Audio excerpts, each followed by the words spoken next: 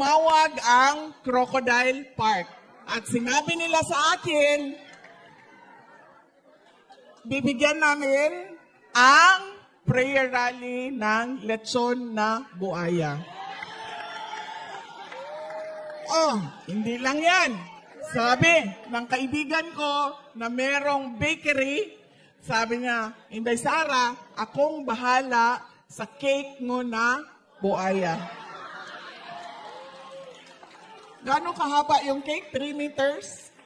4 meters. Buaya. Pagpiestahan namin ang mga buaya. Ano ba yun, ma'am? Saan ako? Pwede siyang mag-threaten ng witnesses. At ang huli ay pwede siyang, nakalimutan ko na naman. Ano yung huli? Ipatuloy ang paggawa ng krimen kuno. Nakita naman natin na hindi na nag-oath, hindi na mayor ng Davao City si dating Pangulong Duterte. Ano ba sinasabi niya? Sabi niya, hindi ko magawa ang trabaho ko kung nandito ako. Hindi makatarungan para sa mga tiga-syudad ng Davao kung ang mayor nila ay nasa loob ng detention unit at may kaso na hinaharap sa ICC. So sabi niya, mamaya na lang yan kapag nasagot na at natapos na ang ICC ko na kaso. So yan yung mga tatlong bagay na pwede mo hindi ibigay ang interim release. Pero sa kaso ni dating Pangulong Duterte, wala ito lahat.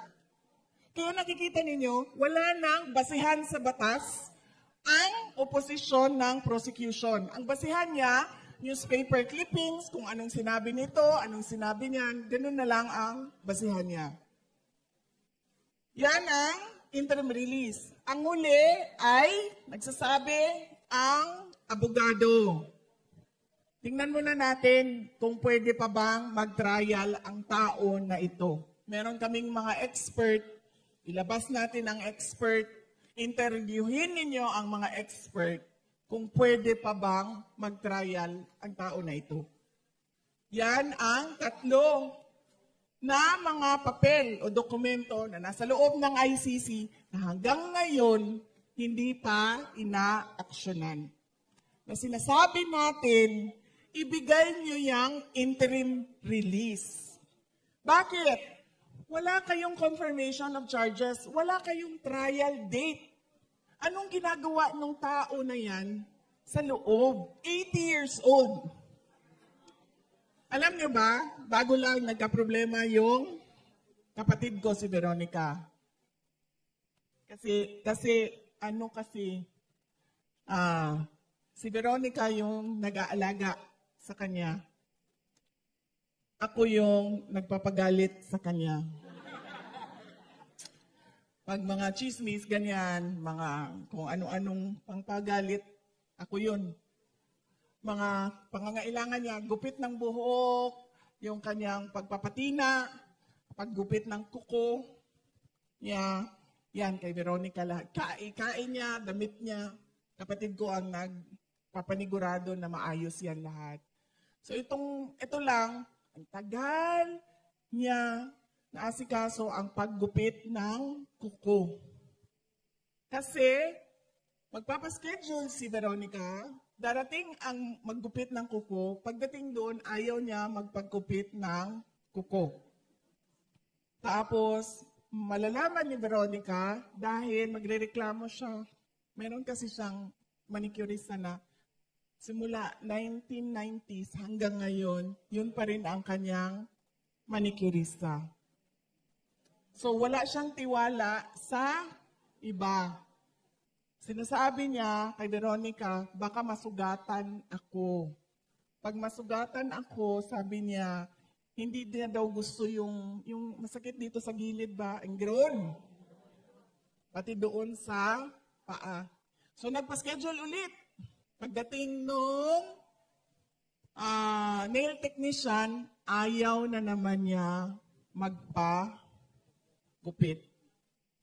So, hindi ko na alam kung anong estado ng kuko ni dating Pangulong Rodrigo Duterte dahil napagod na ako sa pagbabasa doon sa group chat dahil pina-follow up ni Veronica ng pina-follow up ang kuko ni dating Pangulong Rodrigo Duterte. So, yan po ang mga latest na update sa kanyang kaso. Pagdating naman sa ating bayan, ay nakikita ninyo, di ba? Sumabog na ang 2025 budget. Kung maalala ninyo, July 2024 ako nag-resign. July 2024. Dahil yan din yung simula ng budget. Noong 2023, sinabi ko sa inyo, noong 2022, nagka-problema na kami sa DepEd budget. Dahil gusto nga nila kunin yung school building fund. Billion-billion kasi yan. Noong first year, hindi nila nakuha. Kasi nagawa namin ng paraan na sinabi namin, may department order kami. Kung ang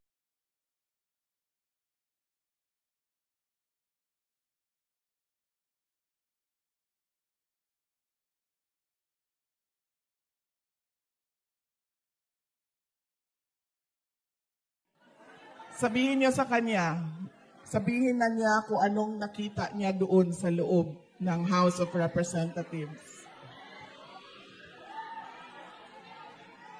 Pwede din siya iuwi, ma'am, isang gabi lang. Tapos ibalik natin siya sa asawa niya, si Ma'am Rowena. Papasalamat din ako kay Dr. Lorraine Badoy. Nandito po siya. Isa sa mga pinakamatapang natin na kababayan na lumalaban sa Marcos administration at sa kakampi ng Marcos administration na Makabayan Bloc.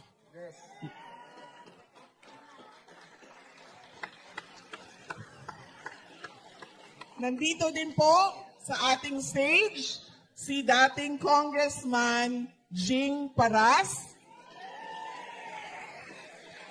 na kaparte po ng PDP na partido. Maraming salamat sa aking mga kasamahan dito sa stage dahil nakapagbigay sila ng mensahe para sa inyong lahat. Ang susunod na pagpapasalamat ay mula po sa akin. Nagpapasalamat po ako sa inyong lahat sa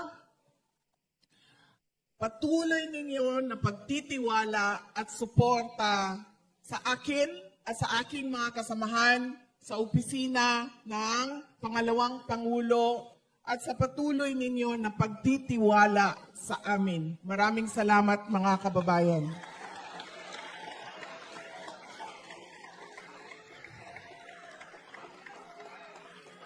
Mahal ko kayo. Ma'am. Thank you.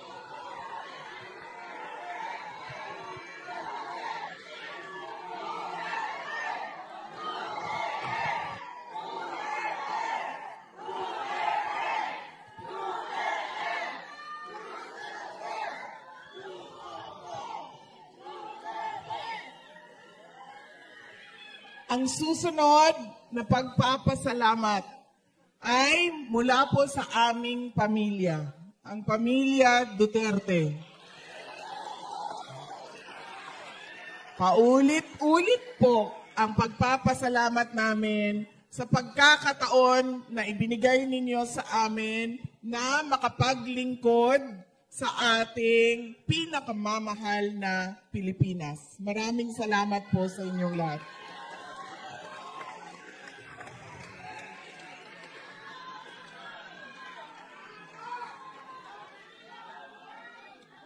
Ang susunod po na pagpapasalamat ay babalik na naman tayo sa inyo. Nabanggit kanina ang laki ng tulong ninyo sa bayan natin. Kaya masakit sa akin kapag tinatanong kung ano ba ang ginagawa ninyo sa abroad. Ang ginagawa namin sa abroad ay nakikinig sa mga OFW, sa mga overseas Filipinos. At nagpapasalamat sa kanila. Dahil kung hindi dahil sa mga padala ninyo sa Pilipinas at sa inyong mga pamilya na naiwan doon sa Pilipinas, ay sigurado matagal na lumubog ang bayan natin.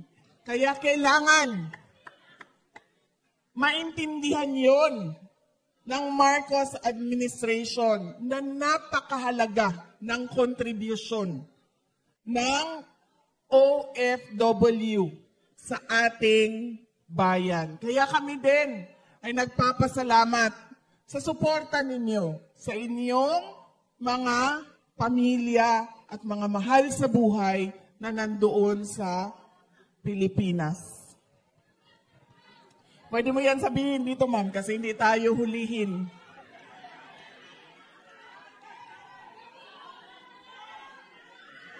Susunod.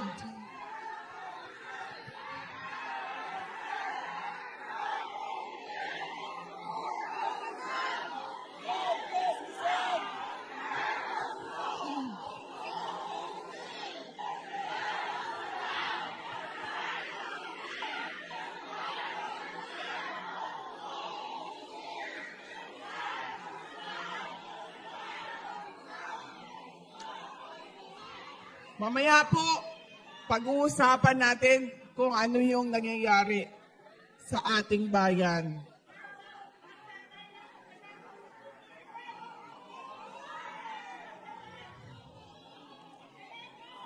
Ang susunod na pagpapasalamat ay mula sa ating pinakamamahal na dating Pangulong Rodrigo Duterte.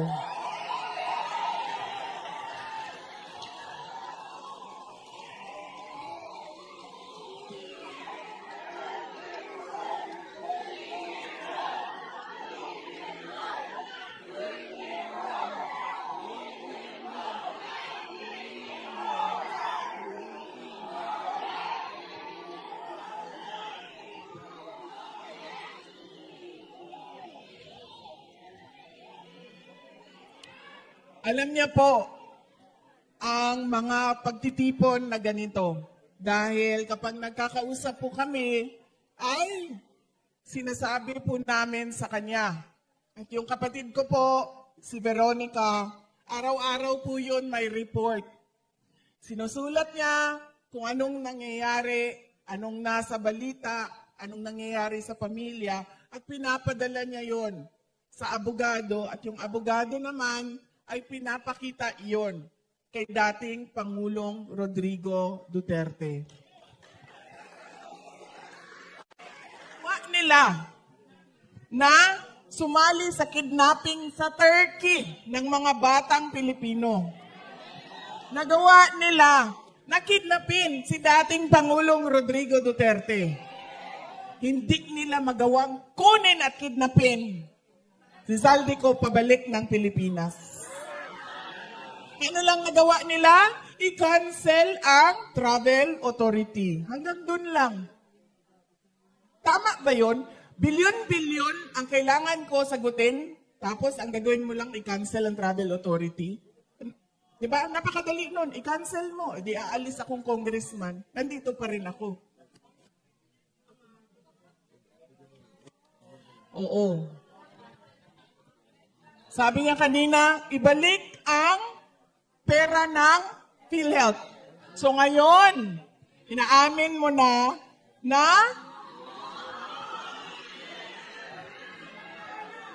kasi hindi lang yon. Hindi ko alam kung nabanggit ni Atty. Vic Rodriguez, kukunin daw nila sa savings. Paano ka nagkaroon ng savings na wala ka pang declaration ng savings? Wala ka nga, nagkulang ka nga deficit ka nga paano ka nagkaroon ng savings?